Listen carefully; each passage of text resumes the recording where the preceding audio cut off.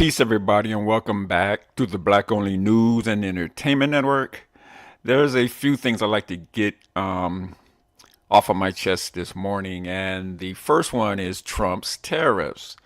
Now, there was a lot of people here on YouTube, especially these black conservatives, who say that you can't really take Trump seriously. That he'll say one thing, but he's just joking. He doesn't really mean it.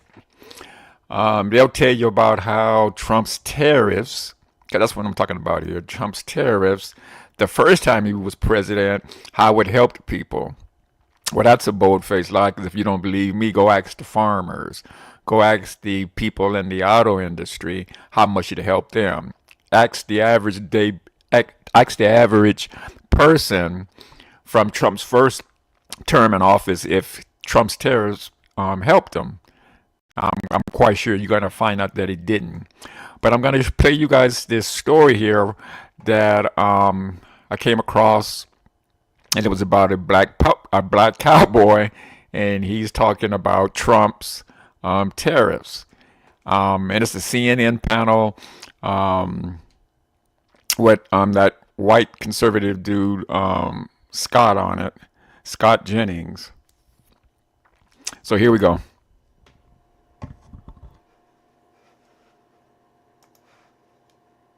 I'm going to say something on this show that I'm not sure I've heard anyone say before. I was wrong. When Donald Trump won, I thought that 75, 80 million Americans were all captured by the MAGA cult and that they would go along with whatever President Trump said. And I was wrong. I was wrong. There are a lot of people who voted very purely and clearly on the fact that they were experiencing economic distress and they wanted that economic distress to come to an end. I'm hearing from these people. I'm hearing from brothers who believed not in all of the social things or the rhetoric or the religious part of who Donald Trump is, but in the actuality, in their minds, that Donald Trump was a whiz businessman that was going to fix the American economy. They're confused. They don't know what's going on. They did not vote for harder times. And the reality is, as much spin as can be done on any network, it is going to be, in my opinion, irreparable harm done to the president's reputation if people experience a tremendous amount of pain, even in the short term, from the tariffs. Yeah, I mean, a tremendous amount of harm done to his reputation, but also, I just want to, I need to correct the record, because I feel like I hear a lot of conservatives talking about, Now, the sister that's speaking, that's Abby Phillips, and this is her show, Abby Phillips' show here on CNN. last time when Trump was in office, he put in those tariffs and everything was fine. Okay, here is JP Morgan talking about what happened the last time when he put in those tariffs. Steel tariffs created about 1,000 jobs for steelmakers who were protected by tariffs. They reduced employment by 75,000 in steel using industries such as autos and construction as prices rose and sales fell.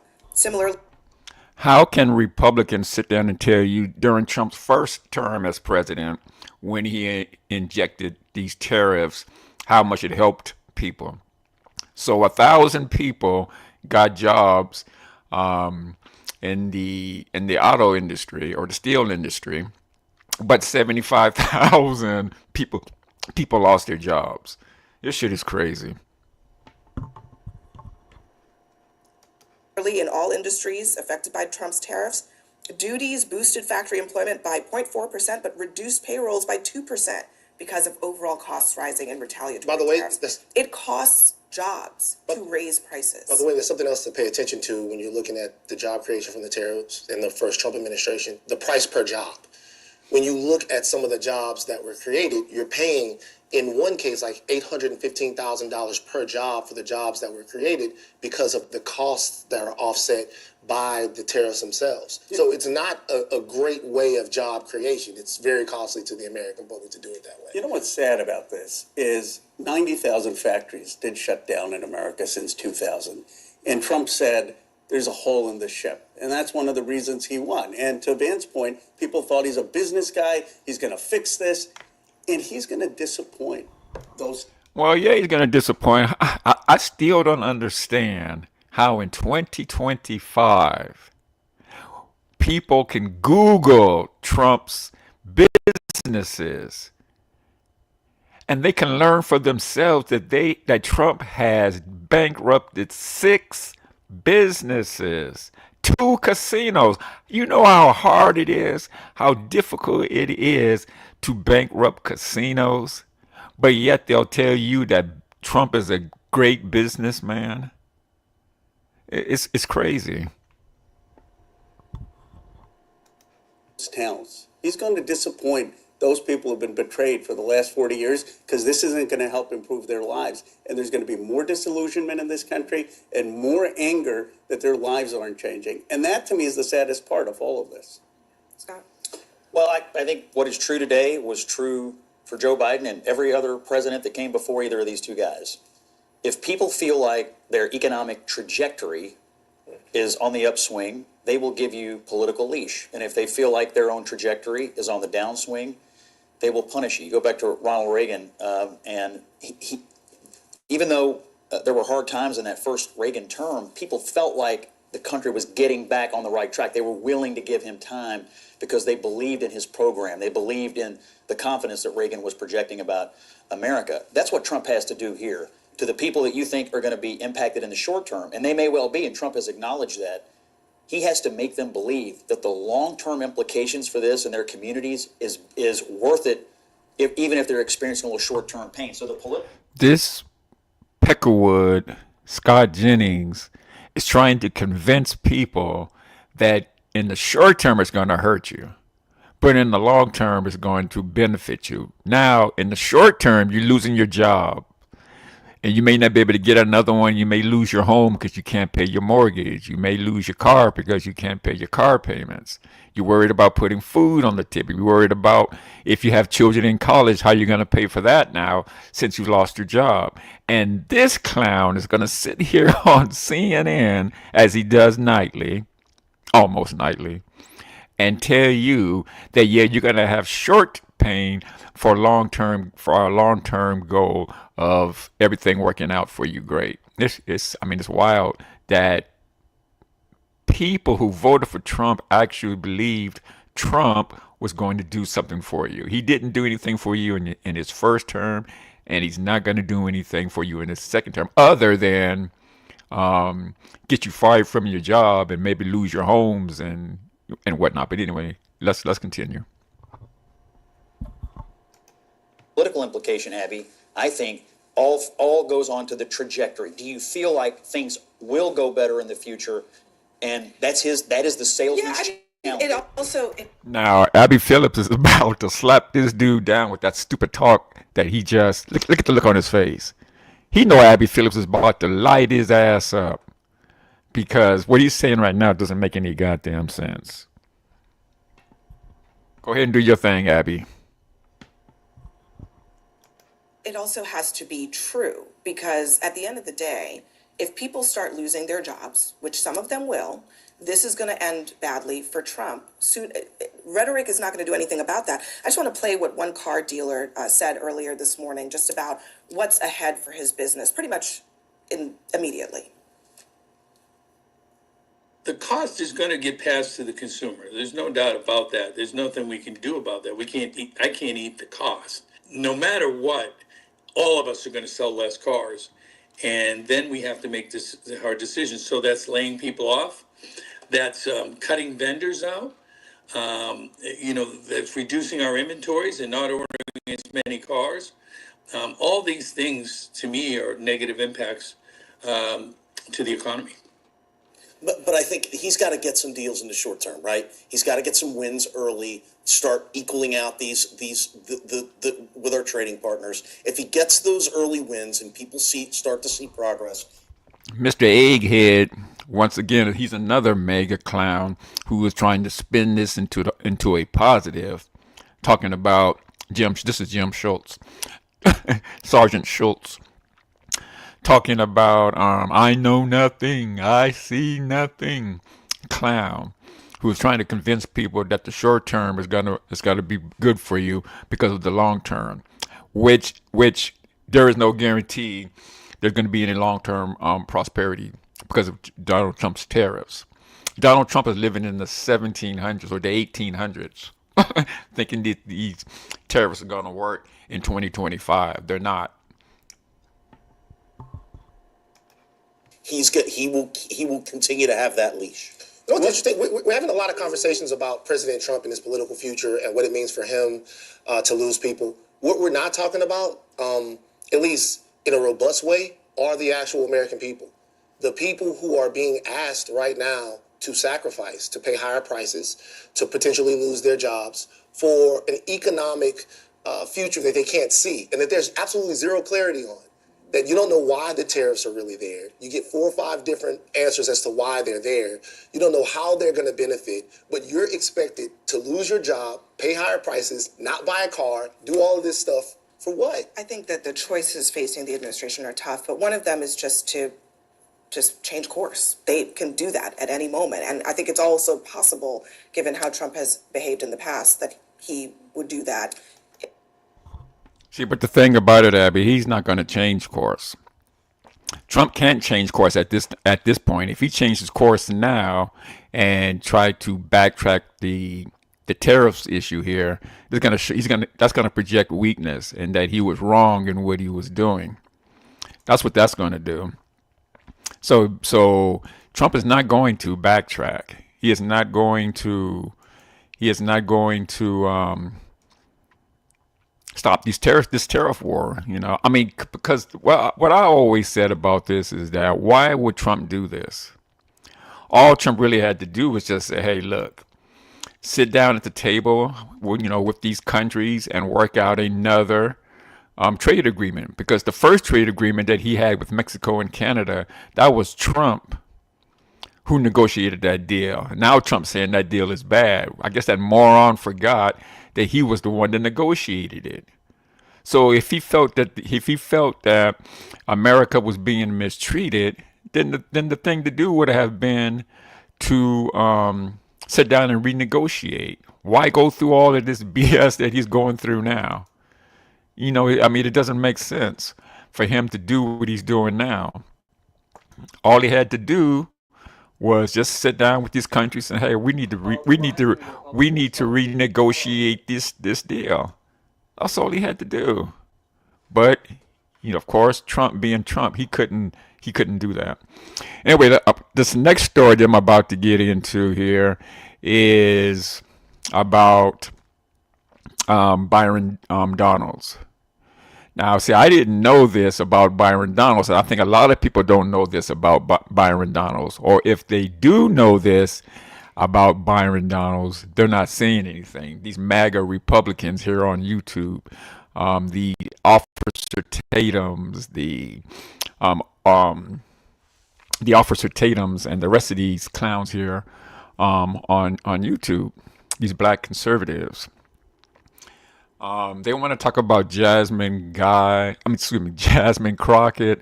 and how Jasmine Crockett is wretched and ghetto, and how she went off on Byron Donalds because he's married to a white woman, saying that he's whitewashed. But what I haven't seen any of these MAGA Republicans, these black MAGA Republicans, I call them reptilians. So I'm gonna stop calling them Republicans and start calling them reptilians. So these black MAGA reptilians here on YouTube will talk all day long about Jasmine Crockett, and they have the same talking points. If you listen to them, they'll tell you the same thing, that she's ratchet and ghetto. It's almost as if someone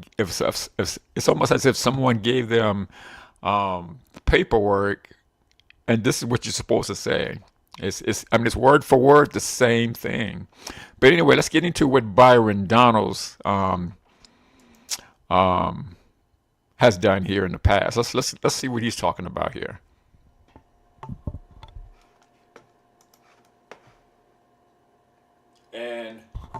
And this was 10 years ago.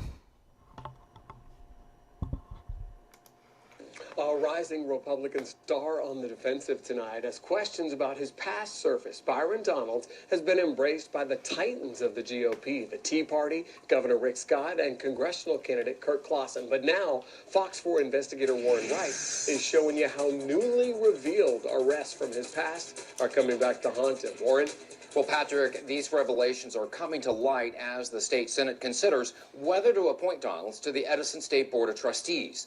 The governor nominated him this year, and recently the state Senate appointed all the governor's picks except Donalds. Donald opened up to me to talk about his past and why he claims he's the target of a political assassination. That in politics, people will do anything to maintain power and authority. I think it's wrong. Byron Donalds won't say who those people are, but blames them for revealing his criminal past. It's been posted on the internet after it was ordered sealed by the court. Now, this is Byron Donalds. He's in Congress today, but he had a criminal past. And I'm going to let the video explain what those charges were. But it's amazing to me, and I'm going to go into the comment section of this video as well because I want you guys to check something out. Some of the comments there. It makes you wonder how Byron Donalds got to where he is today. A 1997 misdemeanor arrest for distribution of marijuana, and in 2000, a second-degree felony for receiving a bribe. Donald says those claims are inaccurate. He claims he was arrested for possession of pot, not distribution, and the second offense was for theft, not taking a bribe. And we know that's a bold-faced lie. When he said that he got caught for when he was charged with possession, or he said he got charged with possession and not distribution. That's a lie. He bought whatever he had, whatever the drugs was, weed, cocaine, whatever it was, crack, whatever it was, he was trying to sell it. I mean, it just is what it is. 15 years ago, I came in contact with a girl. She offered me $1,000 for my debit card and my PIN number, and I gave it to her. I never got the $1,000, but I had to make restitution to the bank in excess of $7,000. Donalds burst onto the political scene as a teen. And he's not very smart. Why would you give somebody your PIN number and your debit card for $1,000? You knew what she was about to do it. You know it's about to be some fraudulent BS jumping off Byron Donalds. Donalds burst onto the political scene as a Tea Party star running for Congress in 2012. Governor Scott later appointed him to the Edison State Board of Trustees. He recently appeared next to fellow Republican Kurt Clausen the night he won the GOP primary. Along the way, Donalds never mentioned his past legal troubles. Do you regret not sharing this with the public sooner and having it come out like this? He told me yes, but is quick to say his critics are behind the timing of these revelations. They come as the state Senate considers whether to confirm the governor's decision to appoint Donalds to the Edison board. You know, there are political people who want to try to discredit me and use this against me, but... Well, of course, Byron Donalds. That's politics. If you've done something in the past that can hurt your candidacy, then it's gonna come out. It just is what it is. When you run for office, if you have anything in your past, it's best to get it out there yourself, because they're gonna find it. They're gonna be found. They're going to dox you. I mean, it just is what it is. These were the actions of a young kid. I can't undo that. Donald says he's been going to church for the past 15 years, becoming a youth. Now that's Byron Donalds' white wife and his mixed race children. And this is the woman here that Jasmine Crockett said whitewashed Byron Donalds. Now she looks older than him. I don't know, maybe she isn't, but she just looks older than Byron Donalds. But anyway, let's get back to this. Counselor and focusing on being a better man, husband, and father. And so I can't undo my mistakes. The only thing I can do is show and become the man that I am today for my family and for the community that I love. Donald stresses he pleaded no contest to the charges. I reached out to the governor for his take on Donald's past and to find out if the governor still supports him. I'm still waiting to hear back. Warren. You're still waiting to hear back, right? I have no doubt. But anyway, this was 10 years ago. What I want to do now is go into the comment section of this newscast. I want to read some of the comments here. The first one is from Jeff Bob. He wrote this comment 2 years ago. He said, how and why was his felony conviction for bribery sealed? This is Florida, where felons are arrested for voting. Who did him a political favor to seal his conviction? He pled guilty to the charge. So they tried to say that he pled no contest, when in actuality he pled guilty. And someone did seal his bribery conviction. Why is that? And I think it was Rick Scott that did it. But anyway, it says here, I hope you know what those reptilians called him behind his back. Well, we all know what they call him behind his back.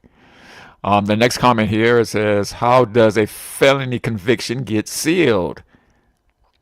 Well, when you have rich, powerful trainers, you can get stuff like that done. It says, keep reading. His crimes was more than marijuana possession. I'm sure it was. This one says, such a disgrace. I like this one here. Mr. RGB TV says, or typed, he's a perfect conservative family values reptilian. Arrests, bribes, drug dealing, theft, lying his ass off. Grade A GOP. And I have to agree with that. But so, yeah, Byron Donalds has a criminal past. And a lot of people on YouTube, these MAGA reptilians, you don't hear from them about Byron Donalds' criminal history. Anyway, I'm moving along to my last story for today that I want to get into. Last night I was over on MS.ELITE's live stream, and MS.ELITE was having a discussion with FEMI, and I got caught up in the BS in that live stream. But anyway, guys, I want to show you guys a couple of things here, because I think D.E.D. has been listening to my live streams. Let me show you what I said, and then I'm going to show you what D.E.D. said.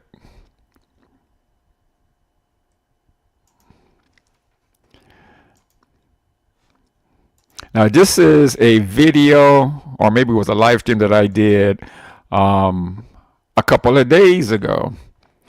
D.E.D. did a video yesterday, but I want you guys to listen to what I had to say in this video here, or this live stream. Listen to what I had to say.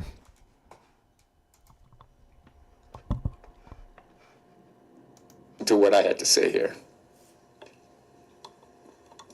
D.O.D. is trying to make me nag back, showing me men in Pattaya with women. But trying to make both of us mad. He just tagged me. Okay, so that's what it was. She said I was trying to make her mad because I was showing videos of Filipinas and black men. And that's another trolling that I'm doing, because I know they have a problem with that. They say that those black men who go to the Philippines to get Filipino women, or of course they're out there to get, sex cheaper and all that old mess, or they're messing with lady boys. So I show them videos of black men out there with Filipinas women, and they're happy out there. Now, when this passport bros stuff first popped off 2 or 3 years ago, I was one of the first ones who said, hey, if those brothers are not wanted by black women out here, and if they go to the Philippines or Thailand or wherever they go, and they find a woman out there that wants them, be happy for the brothers. You guys said you don't want them anyway. they're squares, they're misfits, they're not attractive enough. So if that's the case, then let them go. What's the problem? But that's what it was. So yesterday when she did that live. So I'm gonna play that part one more time of what I said here because I want you guys to listen to D.D. and what D.D. says here in the next video that I show. Find a woman out there that wants them. The first ones who said, "Hey, if those brothers are not wanted by black women out here, and if they go to the Philippines or Thailand or wherever they go, and they find a woman out there that wants them, be happy for the brothers. You guys said you don't want them anyway.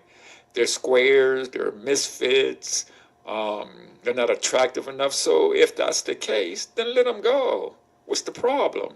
But that's what it was. So. Okay, so you hear what I said there. I talked about the brothers who going over to Thailand to find themselves wives, while the black women here in America saying that these guys are really only going over there for sex because or finding women that they can't get here in the United States, and that all they're going to be doing is just using those women over there is what they'll tell you. But before, hold on, Dee, hold on, sister, hold on. I'm gonna give you your time. Hold on. But anyway, so I want you guys to listen to what Dee has to say here, because it sounds eerily similar to what I said, and so I'm wondering if Dee is watching my live streams and my videos. No, I don't think she is. But anyway, listen to what Dee has to say here. Now, I used to mod for Dee sometime last year, early last year, I used to mod for Dee, and then I lost my channel, so I haven't been back over there to have her remod me or anything like that yet. But I want you to listen to what Dee has to say here. And to FEMI and to MS.ELITE, I want you guys to listen to her as well. I know eventually you guys are going to check this live stream out. I want you to listen to what Dee has to say, because you guys are always talking about it's the black man. The black man is the only one complaining about black women. Well, let's listen to what Dee has to say here. What's up, YouTube? It's your girl Dee. Welcome back to the channel. So I am back with another reaction video. Now, this comes from a woman who is saying this is the reason why a lot of black women are mad at black men, and I'll let her explain why she believes that. But before we get into the video, and both FEMI, I'm sorry to interrupt you there, Dee, but both FEMI and MS.ELITE are angry at black men. Now, MS.ELITE has a crush on the black man, me, but they're angry at black men, and I don't understand why. But anyway, because they say they don't want these men, that these men are no good, that they're not desirable. Well, if they're not desirable, then why do you keep talking about them? Because yesterday in the live stream, FEMI talked about how she would be upset if all day long she was with a black man who talked about black women all day long. Now, FEMI is in a relationship and she talks about black men all day long. So shouldn't your man, FEMI, shouldn't he be upset that you're talking about black men all day? I told you, FEMI, you can flip the script. If a black woman should be mad about her man talking about black women all day long, then a black man should be mad at black women talking about black men all day long. But anyway, let's get back into Dee. And I won't interrupt you again, sister. Back to the channel. So I am back with another reaction video. Now, this comes from a woman who is saying this is the reason why a lot of black women are mad at black men. And I'll let her explain why she believes that. But before we get into the video, make sure you comment, like, subscribe to the channel, hit that bell, y'all know what it is, and definitely chime in the comments. I want to hear your thoughts on this one. So I'm gonna go ahead and play to you what she says about why black women are so mad at black men. Let's get into it. Here we go. The real reason why black women are so angry at black men is because they are really, really upset about not being wanted. On the other hand, black women know that these other races of women do want the black man. Puerto Rican men or Dominican men? Neither. Black. What race has the most attractive guys? I like black guys. Why? In bed, I prefer my men to be Black. black. It's really, really, really heartbreaking when you think that nobody wants you, but everybody wants them. That's why they're really upset with you guys. How dare you guys be wanted by the other races? And how dare you guys want them back? How dare you actually get these women that want you? How dare you have multiple kids with these women that want you? How dare you not approach me so I can turn you down? That's really why these black women are so mad at you black men. Baby, listen. What do you guys think about what she had to say? Definitely chime in the comments below. I want to hear your thoughts on this one. It seems like a lot of our women do get in their feelings when they see black men with other races of women, even though they say they don't care, they're dusties, y'all can have them. But as soon as you see black men with other women, other races of women, they do kind of get in their feelings. This is what the whole passport bro movement was about, where all of these women were making video after videos after video about men getting their passports and looking for suitable wives in other countries. They did not like it. I mean, they came out the woodworks with their bonnets on, child, just really showing that they were really mad about it, because if this didn't bother them, it would have been crickets. They were up in their feelings, honey. They were like, we don't want you. And they were like mad. Like they were coming out in droves, really angry and bitter looking and mad about it. I'm like, why are you so mad if y'all say they're so dusty and you don't want them? Why would it even concern you? I could care less if these men want to go travel overseas and find them a suitable wife. It doesn't bother me. It triggered a lot of these women, even though they didn't care. Because it's like you will see black men with other races of women, married, children, and all of this. And while when black women try to divest, even though you do see interracial relationships with black women and white men or different races of men, but it's not in droves. It's not a whole lot. But for the ones, this is why they always complain about, oh, as soon as he make it, girl, he go get him a white woman or whatever. No, it's because they make it seem like that's just what they're aiming to do, and that's what they've always aimed to do, when that's just not the truth. Now, there are a lot of black men who dated black women, and the women messed over them. You know, they weren't like a Pookie and Ray Ray. They didn't have swag and all that, but they were good men. And these women messed over them for Pookies and Ray Rays. And so these men have been, you know, treated dusty by a lot of black women. They don't complain about it, but I have heard stories of men talk about they've always wanted a black woman, but the black women didn't want them. So now that they've, you know, built themselves up, and now they, you know, got their stuff together, and so now they're only going where they are being wanted. So there are other women who would date a guy that black women would call a nerd, you know, or you know, he's nerdy, or he's this and that. When you were in your prime, he was too nerdy for you. But once, you know, you got in those 40s, 30s and 40s, and now he's established, and other women will give him the time of day and treat him right. Now black women are like, oh my God, all they do is go to it. No, you didn't want him. You didn't want to build with him. You didn't want to do anything with him. You were so consumed with the Pookies and the popular guys in high school and in college, the guys with the swag who had all the options and all the women.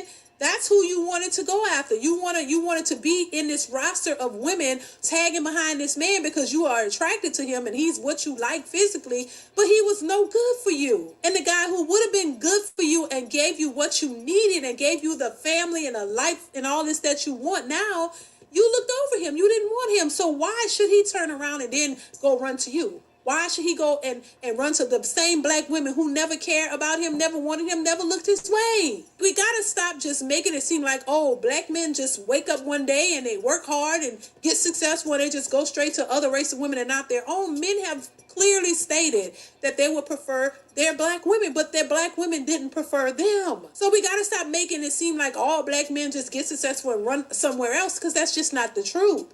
And it's just the narrative they want to spin to not take any accountability for themselves. And even to this day, all these women are still looking for that high school jock. You still looking for that popular dude. You still looking for the dude that all the women want. Fast forward when you hitting the wall and you done ran out and you done played all, spent all your 20s with Pookies and Ray Rays and had all the CC fun and did all that, gave them babies, all that, and you still single by yourself. Now you want the stable guy, the guy who you never considered. Now you only want him because you need help and you need some stability in your life and you want him to provide that. You don't really want him. You still would love the Pookie and the Ray Ray, but he's not stable. He's unstable. He's not trustworthy. You can't depend on him, but now you want the stable guy just because you need help, child. He's an afterthought, but now he's like, nah, y'all did me dirty. Y'all didn't like me. I was just a nerd to you guys. I'm going over here where these women appreciate me for who I am and what I provide and what I am and what I do and what I contribute as a man. See, while a lot of our women, unfortunately, are focused on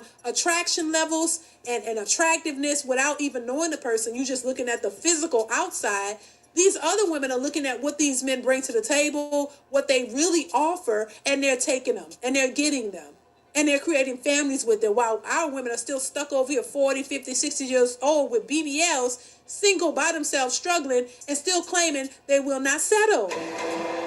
No man wants to have to compete and beg a woman to want them and want to cooperate with them and want to be with them. Nobody wants to have to do that. You want somebody who's wanting to be with you because they care about you and they love you and they want to actually be with you and build with you. Not somebody that you got to run behind and chase and do all these things because they really don't want you. They just like the chase. Who has time for that? I think it's important to find somebody who actually wants to be with you and not playing all these games, because people don't have time for these games. If either you want the person or you don't. It is what it is. A lot of these women think that stable men who don't have kids in their 30s is a red flag because you have kids and you will never marry. It's a red flag for a man who's choosing to wait for his wife to have children. It's a whole lot that. Okay, I'm gonna have to stop this here, Didi. But you made your point. And that last part that you said about red flags and how men and women, both sexes, both men and women, I've heard say that if you're in your 30s and you don't have children, it's a red flag. Something is wrong with you. I just don't understand that. Because you both say you don't want a spouse with a ready-made family. Both men and women say that. But then when you find someone who doesn't have a ready-made family, men or women, when you find someone like that, you say it's a red flag. Shit is all backwards these days. I don't know what's going on in the world today, but everything is backwards. It's weird, but before I go here, let me play this last video here, then I'm out of here. So I want to thank everybody that came. I see some people have come in and out without commenting. But I want to play this last video. Now, this video is from a divester. And this is what what I like to say when divesting goes horribly wrong. But I want you to listen to this black woman's story, this Aunt Jemima's story here. Again, this is a black woman who was married to a white man. You see the chat, he's probably in the background somewhere. But he's from down there too. He's from down there. D.O.D. Welcome in to the live. What? What is that, Trev? So you're not about to file for me?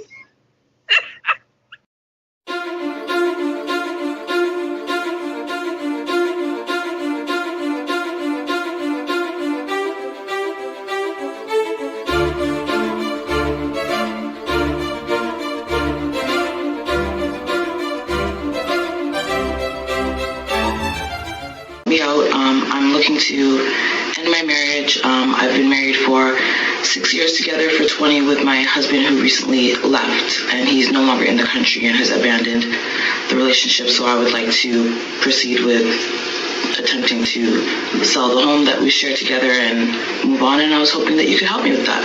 My phone number, thank you, bye. So depressed. I unfollowed him on Instagram because I don't want to see his new life. Like, I just feel like that would be too painful. But curiosity killed the cat. And I went and looked at his page today. And he changed his profile picture to a picture of him lying on a beach. Like, he's just out here living life, like, without a care in the world. Like, he doesn't even care. Maybe he never cared. You know what I mean? Maybe he never cared. Maybe I was just a meal ticket. Convenient. He's legit just lying on a beach without a care. I don't know if I told you guys this already, but he left me, but he actually left the country. Like, it's literal abandonment. So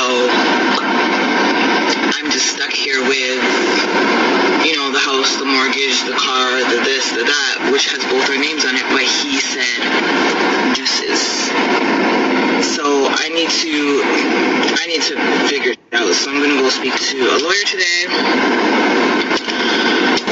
and put my big girl panties on and try to clean up this mess that he left me in. Yo, you guys, like, can you guys believe this? Because I really can't. But wait, there's more. Hang on to your seat, baby, because this one's a screamer. Me really dirty, but I love him. I miss him. I want him. But, I mean, he made his choice, right? You can't force somebody to want you back. 2 weeks since my husband abandoned me. And today I woke up to an Uber notification. Because I told you guys he left the country, right? So you know when you take an Uber at home, it just says Uber, but when you take an Uber, let's just say for shits and giggles, in Brazil, it'll say Uber Brazil. That's connected to my business account, sir. Are you on a fucking business trip? Are you okay? Does your new not have Uber? Yo, this man just ruined my whole morning with that. Last week he wanted to message me asking me if I changed the Netflix password. Yo, you up and abandoned me. You want to know about the Netflix password? Does your new not have Netflix? Sir, are you okay? You wildin'. By the way, guys, I say nigga now. So, if you don't like it, bye. I don't have no more white people in my household to censor myself for.